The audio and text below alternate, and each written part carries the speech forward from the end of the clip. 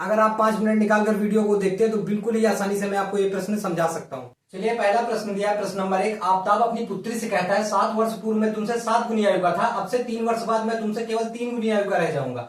इस स्थिति को बीजगणितीय एवं ग्राफीय रूपों में व्यक्त कीजिए। सबसे पहले हमें क्या करना होगा, हमें लिखना होगा माना। देखिए जिसका नाम सबसे पहले आता है उसे मानते हैं एक्स और जिसका नाम बाद में आता है उसे मानते हैं वाई। तो देखिए आयु की बात हो रही तो हम क्या मानेंगे कि आफताब की आयु, माना आफताब की आयु कितनी है, एक्स वर्ष, क्योंकि पहले नाम आ रहा है आफताब का तो हमने आफताब लिख दिया। उसके बाद पुत्री की बात हो रही तो लिख देंगे पुत्री की आयु, इसे मानेंगे वाई वर्ष। ठीक है, देखिए आगे क्या कह रहा है 7 वर्ष पूर्व, तो हम लिखेंगे 7 वर्ष पूर्व। देखिए जब भी पूर्व बोलेगा तो हम क्या करेंगे, घटाएंगे, और जब भी बाद बोलेगा तो हम जोड़ेंगे। तो 7 वर्ष पूर्व बोल रहा है तो हम आफताब की आयु में से 7 साल घटा देंगे और पुत्री की आयु में भी 7 साल घटा देंगे। तो देखिए 7 वर्ष पूर्व बोल रहा है तो 7 वर्ष पूर्व यानी कि आफताब की आयु कितनी होगी, तो आफताब की आयु देखिए x वर्ष थी और 7 वर्ष पूर्व, तो हमने इसमें 7 साल घटा दिए, और ये उम्र है तो इसलिए हमने इसमें वर्ष लिख दिया। ठीक है, अब क्या करेंगे, अब निकालेंगे पुत्री की आयु। पुत्री की आयु बराबर, देखिए y वर्ष थी 7 साल, इसमें भी कम कर देंगे क्योंकि 7 वर्ष पूर्व बोला गया था वर्ष। ठीक है, तो देखिए 7 वर्ष पूर्व में तुमसे 7 गुनी आयु का था। जब भी गुने या गुणा करने की बात आती है तो हम सबसे पहले क्या लिखेंगे, प्रश्नानुसार। तो यहां पे हेडिंग डाल देते हैं प्रश्नानुसार। तो देखिए 7 वर्ष पूर्व में तुमसे 7 गुनी आयु का था। देखिए गुना करने के लिए हमें क्या करना होगा, दोनों आयु को बराबर में रखना होता है। देखिए सबसे पहले आफताब की आयु दी गई है तो हमने लिख लिया x माइनस 7 और बराबर दूसरा कौन है, पुत्री की आयु, तो y माइनस 7 लिख लिया। अब देखिए कह रहा है कि मैं तुमसे 7 गुनी आयु का था। देखिए जब भी गुणा करने की बात आती है तो हम सबसे छोटे वाले मान में गुणा करते हैं। तो देखिए ये तो है पिता की आयु, ये है पुत्री की आयु, तो कौन छोटा होगा, पुत्री छोटी की, इसलिए हम इसमें 7 से गुणा कर देते हैं। चलिए देखिए तो x माइनस 7 बराबर 7 का गुणा y में करेंगे तो 7y माइनस 7 का गुणा 7 में करेंगे 7 7 49। अब क्या करेंगे, पक्षांतर कर लेते हैं, x तो इधर ही रहने वाला, ये प्लस का 7y इधर आएगा तो माइनस का 7y बराबर, वहां पे माइनस के 49 है, ये माइनस 7 उधर गए तो हो जाएंगे प्लस के साथ। तो चलिए देखिए x माइनस 7y बराबर, देखिए प्लस माइनस माइनस यानी 49 में से 7 गए 42, वो भी माइनस के, क्योंकि माइनस के 49 बड़े थे। ये हो गया हमारा समीकरण नंबर 1। अब क्या करेंगे, अब दूसरा समीकरण बनाएंगे। देखिए क्या कह रहा है, अब से 3 वर्ष बाद, लिख देते हैं 3 वर्ष बाद। तो चलिए देखिए 3 वर्ष बाद, तो 3 वर्ष बाद की बात कर रहा है। तो देखिए जब मैंने बोला था पूर्व बोलेगा तो घटा देंगे और बाद बोलेगा तो जोड़ देंगे। तो लिखेंगे आफताब की आयु, आफताब की आयु देखिए कितनी थी, x थी, और 3 वर्ष बाद बोल रहा है तो इसमें 3 जोड़ देते हैं तो ये होगा x प्लस 3 वर्ष। वैसे ही क्या करेंगे, पुत्री की आयु भी निकालेंगे। तो पुत्री की आयु कितनी थी, y थी, और 3 वर्ष बाद बोला तो इसमें भी 3 जोड़ देते हैं, y प्लस 3 वर्ष। तो देखिए जैसे 7 वर्ष पूर्व बोला गया था तो हमने पूर्व में घटा दिया था और बाद में बोला गया तो हमने जोड़ दिया। उसके बाद क्या करेंगे, प्रश्नानुसार फिर से वैसे ही लिखेंगे, प्रश्नानुसार।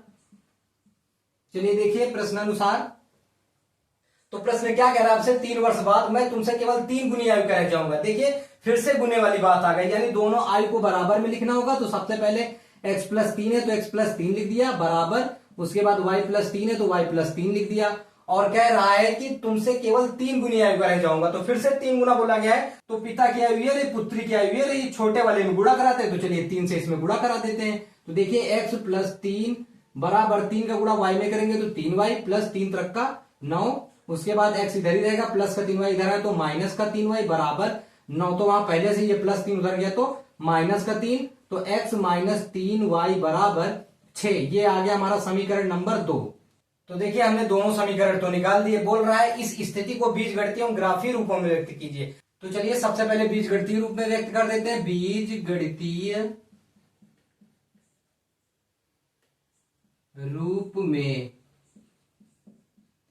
तो बीजगणितीय रूप में कैसे लिखते हैं, जो हमें 2 समीकरण दिए गए इन्हें बराबर 0 के लिखना है, ये हो जाएगा बीजगणितीय रूप। तो देखिए सबसे पहला समीकरण में क्या मिला था, x माइनस 7y बराबर माइनस के 42, और दूसरा समीकरण क्या था हमारा, x माइनस 3y बराबर 6। चलिए देखिए क्या क्या करेंगे, x माइनस 7y, ये माइनस का 42 से बराबर किस पर आएगा, तो हो जाएगा प्लस का 42 और बराबर 0। ये हो गया बीजगणितीय रूप। समीकरण 2 का भी बीजगणितीय रूप लिख देते हैं। देखिए x दिया था -3y, उधर प्लस का 6 बराबर किस पर आएगा, तो माइनस का 6 बराबर 0। ये हो गया समीकरण 2 का बीजगणितीय रूप। अब हमें क्या करना है, हमें ग्राफीय रूप में व्यक्त करना है, तो यहां पे हेडिंग डाल देते हैं, ग्राफीय रूप में हमें एक ग्राफ बनाना होगा। ठीक है, तो देखिए ग्राफीय रूप में कैसे व्यक्त करेंगे, जो हमें समीकरण एक दिया सबसे पहले इसे लिख लेते हैं। दिया है x माइनस 7y बराबर माइनस के 42, और दूसरा समीकरण क्या दिया हुआ है, x माइनस 3y बराबर 6। अब क्या करेंगे, देखिए एक्स वाई में से हम एक को इस पार रोकेंगे, बाकी सब पक्षांतर कर देंगे। तो चलिए देखिए x ऐसे रहेगा बराबर, वहां पे माइनस के 42 है, ये माइनस का 7y बराबर के उस पार जाएगा तो हो जाएगा प्लस के 7y। ठीक है, अब ऐसे ही इसे भी हल कर लेते हैं। तो देखिए x बराबर वहां पे है प्लस का 6, ये माइनस 3y उधर जाएगा तो हो जाएगा प्लस का 3y। हमें ग्राफ बनाना है, इसलिए हम क्या करेंगे, हमें निर्देशांक निकालने होंगे, इसलिए एक टेबल बना लेते हैं। ठीक है, ये हो गया समीकरण 1 के लिए। एक और टेबल बनाएंगे समीकरण 2 के लिए। ठीक है, इनमें हम क्या करेंगे, अपने निर्देशांक निकालेंगे। ये हो जाएगा हमारा x अक्ष, ये हो जाएगा हमारा y अक्ष, ये x अक्ष, ये y अक्ष। देखिए हम y का मान कुछ भी ले सकते हैं, लेकिन हम क्या करेंगे, हम कुछ ऐसा मान लेंगे जिससे इस x का मान छोटा है, क्योंकि अगर छोटे नंबर आएंगे तो हमें ग्राफ में ज्यादा बड़ी गिनतियां नहीं खींचनी होंगी। ठीक है, तो अगर हम y बराबर 6 रख देते हैं तो देखिए क्या हो जाएगा, माइनस के 42 तो पहले से ही है, प्लस 7 गुणे 6।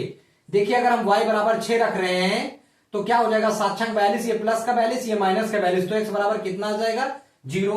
यहां तक तो सबको समझ में आ गया। आप क्या करेंगे, इसे इरेज कर देते हैं, फिर से कोई दूसरा मान रख लेते हैं। फिर से क्या करेंगे, अब कोई दूसरा मान रखेंगे। तो देखिए अगर हम y का मान 7 ले लेते हैं तो क्या हो जाएगा, 7 7 49 और 49, और ये माइनस के 42 तो प्लस माइनस माइनस, 49 में से 42 घटा देंगे तो प्लस के 7 आ जाएंगे। तो y का मान जब हम 7 ले रहे हैं प्लस का, तो x का मान भी कितना आ रहा है, प्लस का 7। कैसे, चलिए देख लेते हैं, माइनस का 42 और प्लस 7 गुणे 7, तो क्या हो जाएगा, 7 7 49, ये प्लस का 49, ये माइनस के 42, तो 49 में से 42 घटा देंगे तो प्लस के 7 आ जाएंगे, क्योंकि प्लस के 49 बड़े थे इसलिए प्लस का 7 आएगा। ठीक है,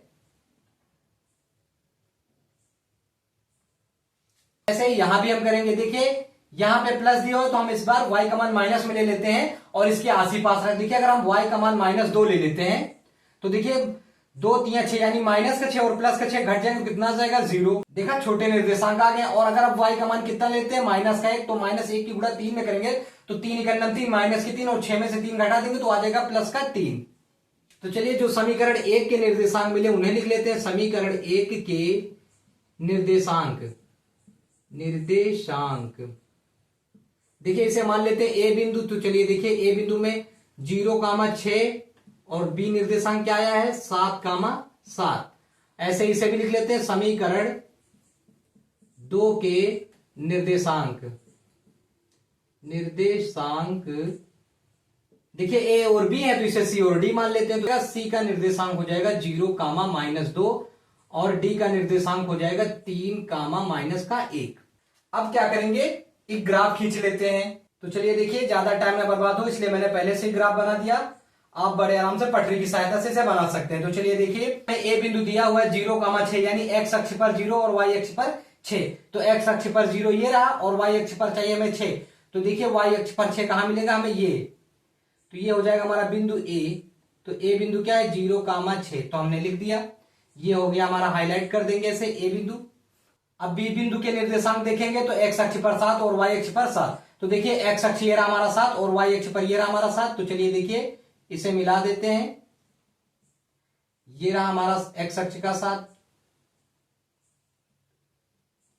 देखिए इस जगह पर ये पॉइंट मिल रहा है तो यहां पे हम लिख सकते हैं b बिंदु 7,7, ऐसे हाईलाइट कर देंगे। देखिए a बिंदु और b बिंदु समीकरण 1 के निर्देशांक है। तो क्या करेंगे, दोनों समीकरण को हम पटरी की सहायता से मिला देंगे। तो देखिए ये जो इनका ये पॉइंट दिखाई दे रहा है, इसको और इस पॉइंट को दोनों पटरी की सहायता से ऐसे मिला देंगे। ठीक है, आप पटरी से सीधी लाइन खींच सकते हैं। ठीक है, चलिए अब समीकरण 2 के निर्देशांक देखेंगे।